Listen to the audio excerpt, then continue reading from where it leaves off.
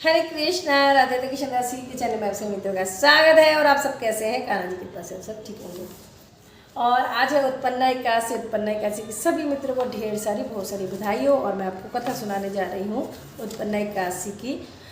वैसे बहुत बड़ी हो जाएगी, इसलिए मैं आपको डायरेक्ट कथा सुना रही हूँ, वरना शुरू में सब बताया होता है कि यहाँ जाके करें, ये करें, वो करें। तो ये ऑलरेडी मैंने आपको कार्तिक मातम में भी काफ़ी कुछ बता रखा है, तो सेम वही है काफ़ी चीज़ें।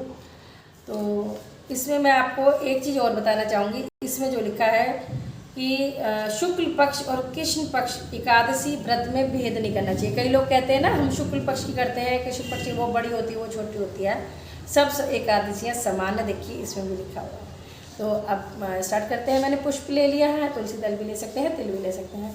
तो श्रीमन नारायण नारायण नारायण भजमन नारायण नारायण नारायण लक्ष्मी नारायण नारायण नारायण गोविंद नारायण नारायण। बोलो लक्ष्मण भगवान की जय। तो मैं स्टार्ट करती हूँ कथा। युधिष्ठिर ने पूछा, भगवान पूर्णमयी एकादशी तिथि कैसे उत्पन्न हुई? यह संसार में क्यों पवित्र मानी जाती है? तब देवताओं को कैसे प्रिय है और सभी देवताओं को भी कैसे प्रिय है? श्री भगवान बोले, कुंती नंदन, प्राचीन समय की बात है। सतयुग में मुर नामक दानव रहता था। वह बड़ा ही अद्भुत, अत्यंत रोध तथा संपूर्ण देवताओं के लिए भयंकर था। उस काल रूपधारी दुरात्मा महासुर को ने इंद्र को भी जीत लिया था। संपूर्ण देवता उससे परास्त होकर स्वर्ग से निकाले जा चुके थे और शंकित तथा भयभीत होकर पृथ्वी पर विचरण करते थे। एक दिन सभी देवता महादेव जी के पास गए। वहां इंद्र ने भगवान शिव के आगे सारा हाल कह सुनाया। भगवान श्री कृष्ण कहते हैं, युधिष्ठिर, महादेव जी की बात सुनकर परम बुद्धिमान देवराज इंद्र संपूर्ण देवताओं के साथ वहां गए। भगवान गदाधार क्षीर सागर के जल में सो रहे थे। उनका दर्शन करके इंद्र ने हाथ जोड़कर स्तुति आरंभ कर दी। इंद्र बोले, देवेश्वर, आपको नमस्कार है। देवता और दानव दोनों ही आपकी वंदना करते हैं। पुंडरीकाक्ष, आप दैत्यों के शत्रु हैं। मधुसूदन, आप लोगों की रक्षा कीजिए। जगन्नाथ, संपूर्ण देवता मुर नामक दानव से भयभीत होकर आपकी शरण में आए हैं। हमें बचाइए, हमारी रक्षा कीजिए। हम सब लोग आपकी शरण में आए हुए देवताओं की सहायता कीजिए।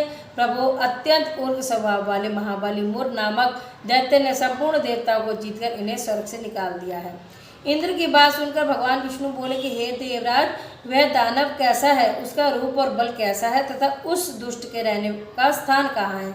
इंद्र बोले, देवेश्वर, पूर्व काल में ब्रह्मा जी के वंश में ताल जंग नामक एक महान असुर उत्पन्न हुआ था, जो अत्यंत भयंकर था। उसका पुत्र मूर दानव के नाम से विख्यात हुआ। वह भी अत्यंत उत्कट, महापराक्रमी और देवताओं के लिए भयंकर है। चंद्रावती नाम से प्रसिद्ध एक नगरी है, उसी में स्थान बनाकर वह निवास करता है। इंद्र का कथन सुनकर भगवान जनार्दन को बड़ा क्रोध आया। वे देवताओं को साथ लेकर चंद्रावती पुरी में गए। देवताओं ने देखा दैत्यराज बारंबार गर्जना कर रहा है। उसे परास्त होकर संपूर्ण देवता दसों दिशाओं में भाग गए। अब वह दानव भगवान विष्णु को देखकर बोला, खड़ा रहे। उसकी ललकार सुनकर भगवान के नेत्र क्रोध से लाल हो गए। वे बोले, अरे दुराचारी दानव, मेरी इन भुजाओं को देख। यह कहकर श्री विष्णु ने अपने दिव्य बाणों के सामने आए हुए दुष्ट दानवों को मारना आरंभ कर दिया। दानव भयभीत हो गए और तत्पश्चात श्री विष्णु ने दैत्य सेना पर चक्र का प्रहार कर दिया। उसके छिन्न भिन्न होकर सैकड़ों तथा दुष्ट मानव मौत के मुख में चले गए। इसके बाद भगवान मधुसूदन बद्रिकाश्रम को चले गए। वहाँ सिंहावती नाम की एक गुफा थी। पांडुनंदन, उस गुफा में एक ही दरवाजा था। भगवान विष्णु उसी में सो रहे थे। दानव मूर भगवान को मार डालने के प्रयास से वह उनके पीछे लगा रहा। वहाँ पहुँचकर उसने भी उसी गुफा में प्रवेश किया। भगवान को सोते देख उसे बड़ा हर्ष हुआ। उसने सोचा, यह दानव को भय देने वाला देवता है, अतः निसंदेह से मार डालूंगा। युधिष्ठिर दानव के इस प्रकार विचार करते ही भगवान विष्णु के शरीर से एक कन्या प्रकट हुई, जो बड़ी ही रूपवती, सौभाग्यशालिनी तथा दिव्य अस्त्र शस्त्र से युक्त थी।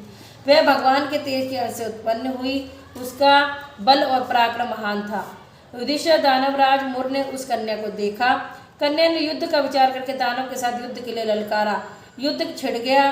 कन्या सब प्रकार की युद्ध कला में निपुण थी। वह मुर नामक महान असुर उसके अहंकार मात्र से ही राख का ढेर हो गया। दानव के मारे जाने पर भगवान जाग उठे। उन्होंने दानव को धरती पर पड़ा देख पूछा, मेरा यह शत्रु अत्यंत उग्र भयंकर था, किसने इसका वध किया है? कन्या बोली, स्वामिन, आपके ही प्रसाद से मैंने इस महादैत्य का वध किया है। श्री भगवान ने कहा, कल्याणी, तुम्हारे इस कर्म से तीनों लोगों की मुनि और देवता आनंदित हुए हैं, अतः तुम्हारे मन में जैसी रुचि हो उसके अनुसार मुझसे कोई वर मांगो। देर दुर्लभ होने पर वे वर मैं तुम्हें दूंगा, इतने तनिक भी संदेह नहीं है, इसमें तनिक भी संदेह नहीं है। वह कन्या साक्षात एकादशी ही थी। उसने कहा, प्रभु, यदि आप प्रसन्न हैं तो मैं आपकी कृपा से सब तीर्थों में प्रधान, समस्त विघ्नों का नाश करने वाली तथा सब प्रकार की सिद्धि देने वाली हो जाऊं। जनार्दन, जो लोग आप में भक्ति में रखते हुए मेरे दिन को उपवास करेंगे उन्हें सब प्रकार की सिद्धि प्राप्त हो। माधव, जो लोग उपवास, नक्त अथवा एक भुक्त करके मेरे व्रत का पालन करें उन्हें आप धन, धर्म और मोक्ष प्रदान कीजिए। श्री विष्णु बोले, कल्याणी, तुम जो कुछ कहती हो वह पूर्ण होगा। भगवान श्री विष्णु कहते हैं, युधिष्ठिर, ऐसा वर पाकर महाव्रता एकादशी प्रसन्न हुई। दोनों पक्षों की एकादशी समान रूप से कल्याण देने वाली है, इसमें शुक्ल और कृष्ण का भेद नहीं करना चाहिए। यदि उदय काल में थोड़ी सी एकादशी का मध्य में पूरी, द्वादशी अंत में किंचित त्रयोदशी हो तो वह त्रिस्पर्शा एकादशी कहलाती है। वह भगवान को बहुत प्रिय है। यदि त्रिस्पर्शा एकादशी को पास कर लिया जाए तो 1 सहस्त्र एकादशी व्रतों का फल प्राप्त होता है तथा इस प्रकार द्वादशी में पालन करने पर सहस्त्र गुना फल माना गया है। अष्टमी एकादशी, षष्ठी, तृतीया और चतुर्थी तिथि पूर्व तिथि से वित्त हो तो उनमें व्रत नहीं करना चाहिए। परिवर्तनीय तिथि से युक्त होने पर इनमें उपवास का विधान है। पहले दिन में और रात में भी एकादशी हो तथा दूसरे दिन केवल प्रातःकाल एक दंड एकादशी रहे तो पहली तिथि का परित्याग करके दूसरी दिन की द्वादशी युक्त एकादशी को ही उपवास करना चाहिए। यह विधि मैंने दोनों पक्षों की एकादशी के लिए बताई है। जो मनुष्य एकादशी को उपवास करते हैं वह वैकुंठवास में विराजमान हो जाते हैं।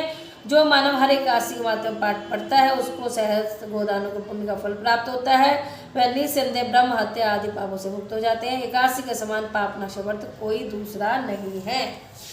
बोलो एकादशी मैया की जय। उत्पन्ना एकादशी की जय। श्रीमन नारायण नारायण नारायण, लक्ष्मी नारायण नारायण। जय श्री राधे। इस तरह से मैंने आपको उत्पन्ना एकादशी सुनाई। कितना महत्व है एकादशी का, तो आप सब जरूर से करिए और प्रभु की सेवा पाइए। जय श्री राधे। पसंद आ जाए तो लाइक शेयर करें।